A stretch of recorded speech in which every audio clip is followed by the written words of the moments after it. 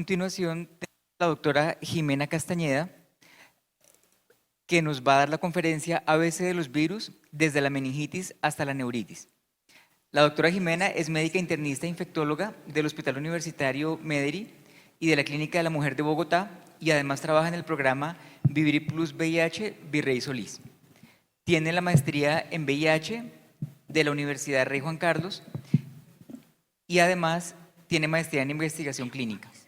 y tiene doctorado en medicina de la Universidad de Barcelona. Bienvenida, doctora Jimena. Muchas gracias, doctor Jairo,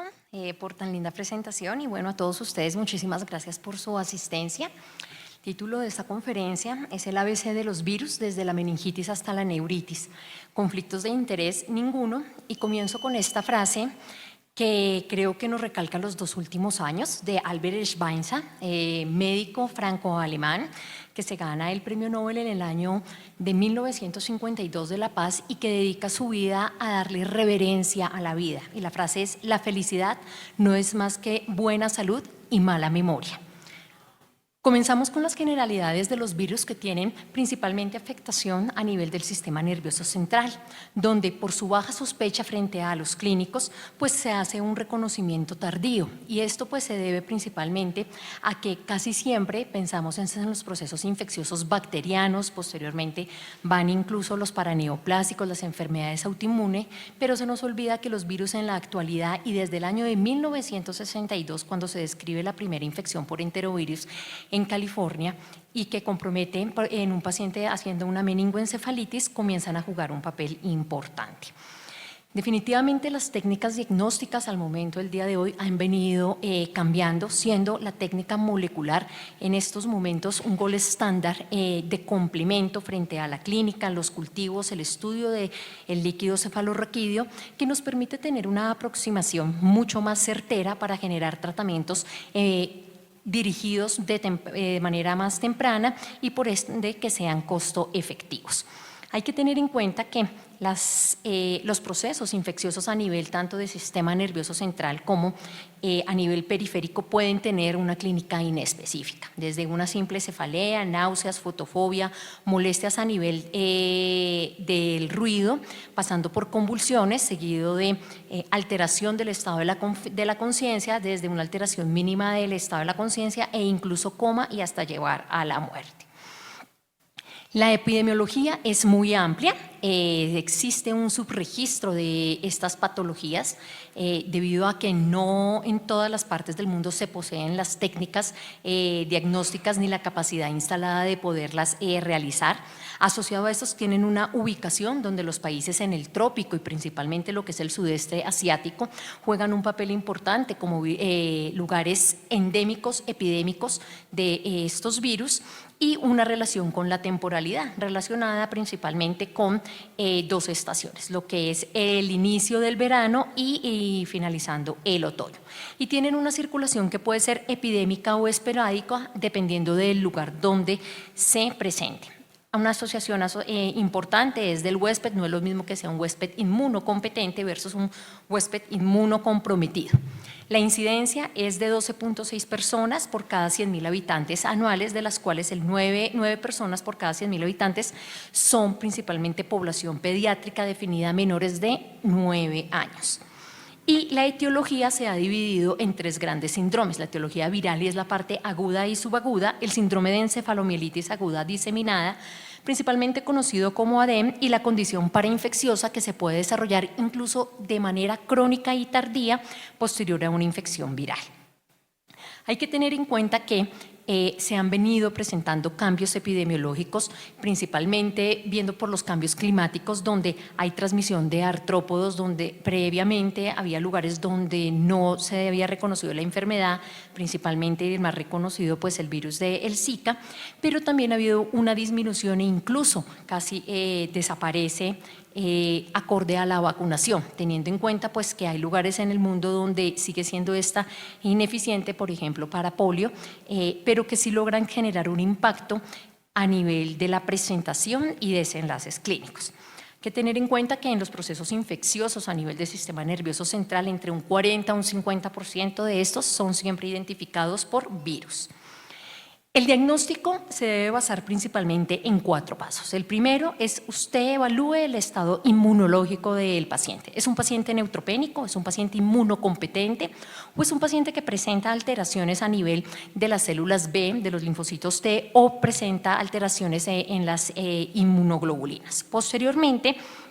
averigüe, interrogue, pregunte el historial de exposición, dónde se ha localizado el paciente, ha tenido viajes recientes, si es o no VIH positivo, si tiene una historia sexual de prácticas que son poco seguras y que puedan llegar a predisponer a mayor riesgo, a qué ocupación se dedica y el uso de drogas recreativas. Luego, apóyese en la neuroimagen, que en la actualidad pues comienza a jugar un papel importante, no solamente para el diagnóstico, sino también para seguimiento, donde podemos evaluar desde las leptomeninges, evaluar si hay alteración a nivel de los ventrículos, las raíces nerviosas, pares craneales, hidrocefalia o mielitis, donde la resonancia nuclear magnética, principalmente lo que es el T2 y la comparación con FLAIR, nos pueden ayudar a tener unos diagnósticos más certeros y evaluar cómo se comporta este seguimiento a través del tiempo. Y por último, utilice los test diagnósticos. ¿Cuáles? El principal para poder tener un diagnóstico es la punción lumbar, donde después de un análisis del estudio citoquímico con Gram de esto, puede usted utilizar las serologías que están indicadas solamente para algunos virus, en este caso el West Nile virus. Apóyese en la PCR multiplex o en la PCR en tiempo real y utilice también las imágenes. Entonces, existen unos criterios de Walgreen descritos desde el año de 1953, donde de una manera rápida deben orientar al clínico para que empiece a pensar tempranamente en que puede estar frente a una infección viral y no bacteriana, o una infección, o que no sea infecciosa, sino autoinmune, neoplásica o de otras patologías. Entonces, las infecciones virales a nivel del sistema nervioso central y periférico tienden a tener un comienzo agudo de síntomas y con signos de afectación meningea. Seguido, pues pueden haber alteraciones del líquido cefalorraquídeo, donde inicialmente va a haber una pleocitosis de predominio neutrofílico, pero tempranamente va a haber una migración de monocitos para terminar en linfocitos entre el 5º y el 7º día, y que muy pocas veces o casi nunca se acompañan en las tinciones de Gram, de presencia de bacterias en el líquido cefalorraquídeo. Tienden a tener un curso benigno relativamente corto en la evolución de la enfermedad, exceptuando complicaciones que hemos visto en los últimos 2 años dada por la COVID-19, y pues que se debe descartar la ausencia de una infección parameningea o que la meningitis sea la manifestación secundaria de un proceso infeccioso sistémico. Igualmente hay que descartar la ausencia de una enfermedad epidémica de la cual la meninge pues la meningitis sea una de estas características. Otra forma también de orientar el diagnóstico es definir dónde se está presentando el proceso infeccioso, si es encefalitis, si es meningitis o es una mielitis. Las características principales, y esto más nos lo va a dar la experiencia, y si uno es neurólogo, que me apoyé con los neurólogos del hospital para el desarrollo de esta charla, es empezar a buscar e interrogar. En encefalitis vamos a tener signos neurológicos focales, convulsiones, alteración de la conciencia, y se van a presentar alteraciones a nivel neuroradiológicas y neurofisiológicas. En la meningitis pocas veces hay alteración de manera temprana del estado de la conciencia, pero se presentan signos y síntomas como es la fiebre, la cefalea, la fotofobia, la rigidez nucal, náuseas y vómito. Y en la mielitis vamos a tener compromiso a nivel de la médula espinal, donde podemos tener alteraciones de la sensibilidad, alteración en los esfínteres, tanto urinario como gastrointestinal, y que en la resonancia pues se van a ver estas alteraciones. El diagnóstico, todo comienza con una punción lumbar, de la cual vamos a pedir un citoquímico, donde en la medida en que conozcamos las características normales y podamos también empezar a diferenciar si estamos frente a un proceso bacteriano o viral, nos va a ayudar. Tener en cuenta que el conteo celular a nivel de las meningitis virales está entre 100 a 500 células por microlitro, en las infecciones bacterianas está por encima de 1000. A nivel de los neutrófilos, les comentaba que inicialmente, aunque hay una pleocitosis, esta no debe ser superior del 50%, hay un consumo de las proteínas y hay un aumento a nivel de la glucosa. Y la coloración de Gram se caracteriza por ser negativa. Igualmente, lo que les comentaba, las serologías, la única que tiene evidencia estadísticamente significativa con alta sensibilidad y especificidad es para el virus del Nilo occidental tomado a nivel intratecal o de líquido cefalorraquídeo. Las serologías son poco útiles para el virus del herpes simples, el virus varicela zoster, citomegalovirus y Epstein-Barr, porque a la edad de 9 años, más del 90% de la población a nivel mundial pues ya ha tenido una primoinfección y la prevalencia va a ser alta. La IgM sérica para el virus de la varicela zoster puede ayudarnos a generar un diagnóstico de temporalidad con esta aguda o subaguda, principalmente utilizando anticuerpos específicos intratecales. El problema es que es poco comercial, difícil de solicitar, costos elevados, por lo cual casi nunca se solicita. Y hay que tener en cuenta que podemos tener una ayuda de otros tipos de serología tomados en otras muestras que pueden ser a nivel de heces, de orina, de saliva, de garganta y sangre, pero la presencia de esta puede no estar relacionada con el proceso infeccioso y sí conllevar a alguna alteración o algún problema de que el clínico se pueda confundir y desviarse pues en su diagnóstico. Seguido de esto, lo que les comento, las alteraciones a nivel de la resonancia, con alteraciones principalmente de ubicación frontoparietal, córtico subcortical y a nivel de médula ósea, alteraciones en el T2 dadas por mielitis.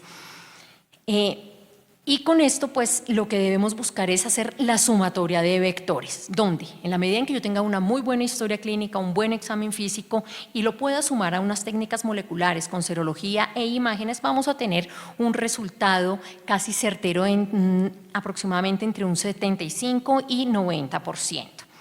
El diagnóstico pues lo podemos basar principalmente en lo que es en la PCR, donde vemos que tiene muy buena respuesta en los enterovirus, en los herpes, en los virus herpes y en adenovirus. Sin embargo, los cultivos hay microorganismos que no son cultivables o que solamente se hacen estos cultivos a nivel de investigación. Y cuando lo empezamos a mirar con las serologías, vemos cómo su sensibilidad no es muy buena y mucho menos, por tanto, la especificidad. Tener en cuenta que tenemos que realizar siempre un diagnóstico diferencial,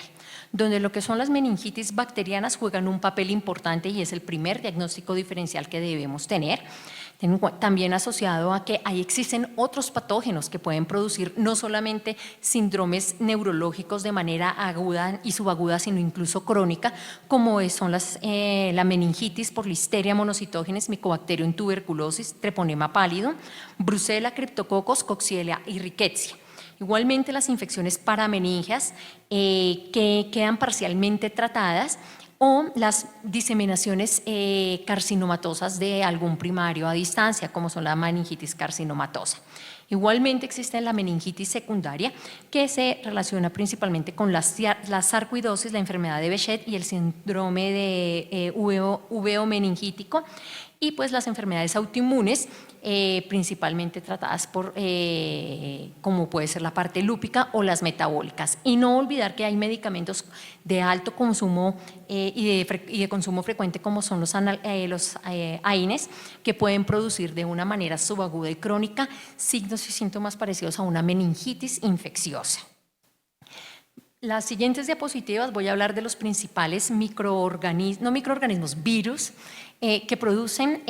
alteraciones a nivel del sistema nervioso central y del sistema periférico. El más frecuente son los enterovirus, se presenta en un 85% a nivel de las personas que en algún momento desarrollan la enfermedad, donde el 10% generan alteraciones o manifestaciones en sistema nervioso central. Los más importantes son los ecovirus, los virus Coxsackie, tanto A y B, y los poliovirus. Son altamente contagiosos, sobre todo la polio, donde en países como Nigeria, Pakistán y Afganistán la población se encuentra casi nula en vacunación y siguen siendo pues un problema endémico en estos casos. Como comentaba anteriormente, tienden a tener presentaciones asociadas con los cambios entre verano y otoño y pueden presentarse de todas formas con estos movimientos de migración, la parte bélica, pues presentaciones esporádicas. Las características principales es que se presentan con exantema, fotofobia, pueden cursar con miopericarditis, la herpangina y principalmente con la enfermedad de mano, pie u boca en la población pediátrica y que se puede presentar tanto en huésped inmunocompetente como inmunosuprimido, donde los pacientes que cursan con amagdalobulinemia son los principalmente afectados. No solamente pueden producir meningoencefalitis o meningitis, sino pues pueden caracterizar por parálisis flácida, encefalitis del tronco encefálico e inclusive con complicaciones cardíacas. El costo en la actualidad el diagnóstico en la actualidad se hace principalmente con técnicas de PCR, donde se ha visto que la utilización de estas siguen siendo costo efectivas y se pueden también utilizar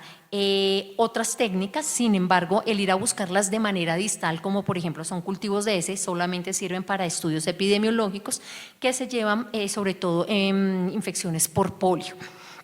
Hay que tener en cuenta que la serología tipo IgM solamente nos puede ser útil cuando ya tenemos unas cargas virales negativas y que esto se puede presentar entre el día 5º y 7º de la infección y que nos van a hablar más de una inmunidad que, aunque es tardía, es menor a 6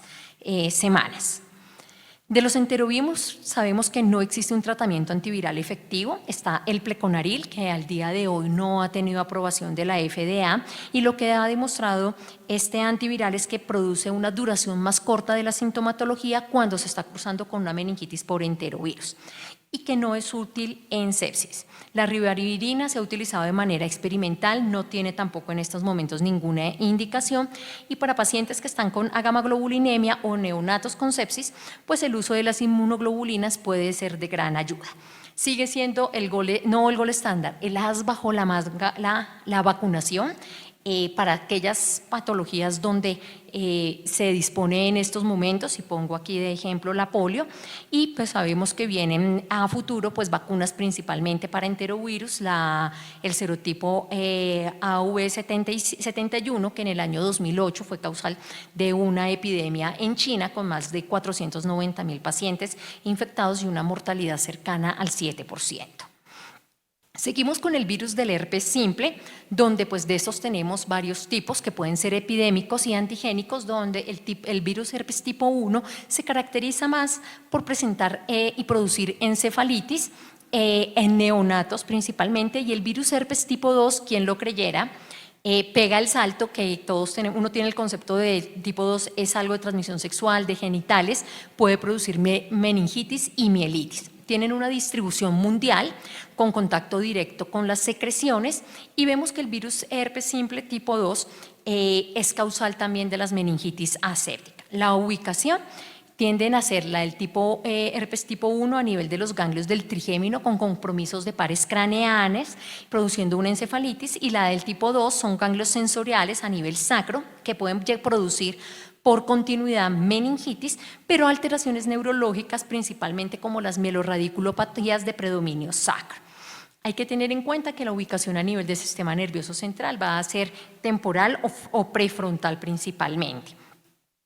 Y tiene una gran complicación. Estos son de evolución benigna, pero cuando se presentan las hemorragias subaracnoidea, que son por 4 personas por cada millón de habitantes, los desenlaces de mortalidad alcanzan hasta el 70%.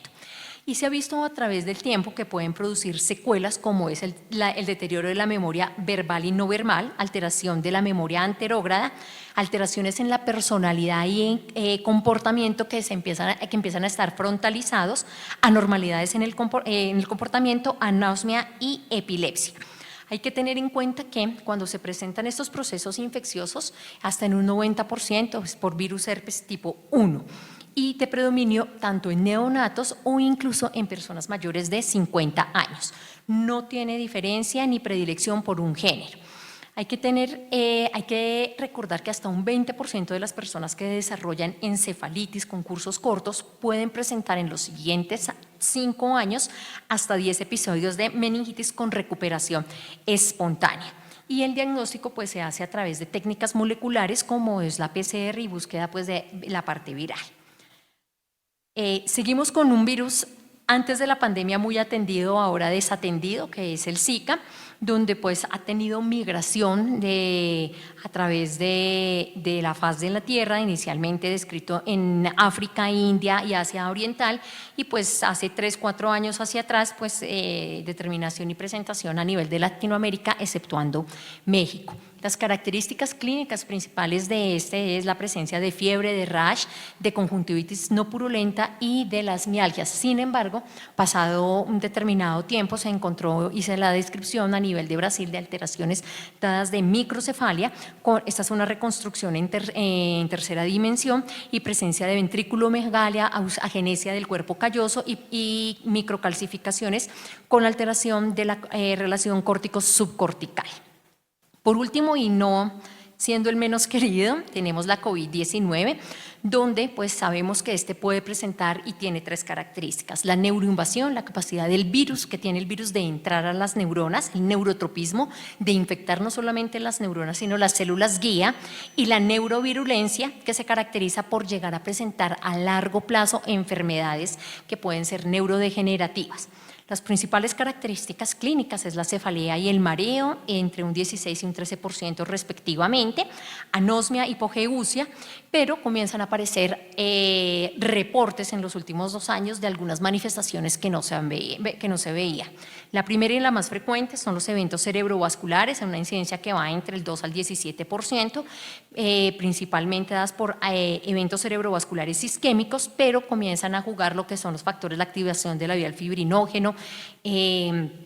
la parte de coagulación, donde hay y cursan pacientes con trombosis de los senos venosos, inclusive con trombosis arteriales. Seguida está la meningoencefalitis, descrita principalmente en Japón, cursando pacientes con vasculitis y daños a nivel del hipocampo, y se cree que la hipótesis es que hay una infección inflamatoria inmunomediada, ataxia cerebral poco común pero sí descrita, y seguida de una encefalopatía, la mielitis y la miopatía, donde la búsqueda de esta principalmente con CPK-LDH pues nos puede ayudar a sospecharla y buscarla. Una incidencia de todas formas que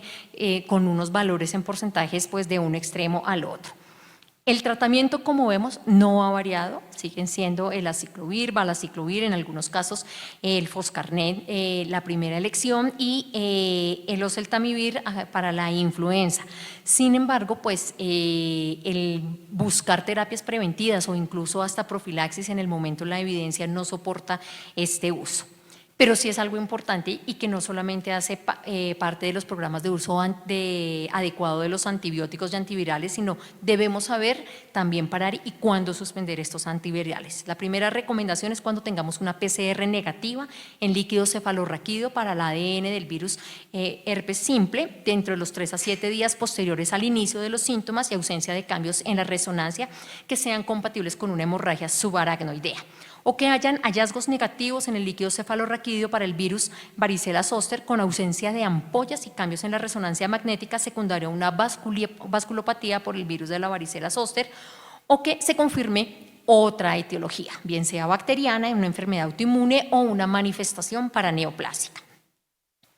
Ya para terminar, entonces podemos concluir que algunos virus pueden producir encefalitis, meningitis y meningoencefalitis, que el virus herpes simple tipo 1 es el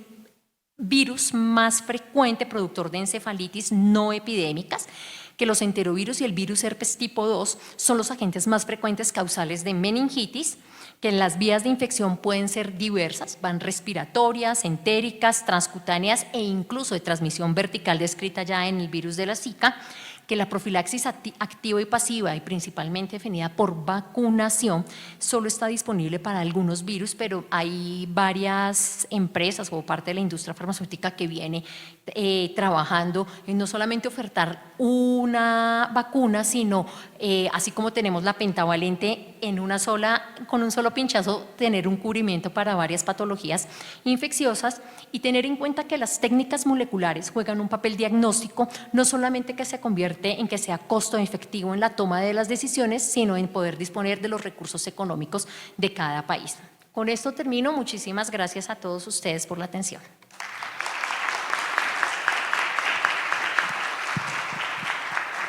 Muchas gracias, doctora Jimena. Siempre estos pacientes son un reto diagnóstico complejo.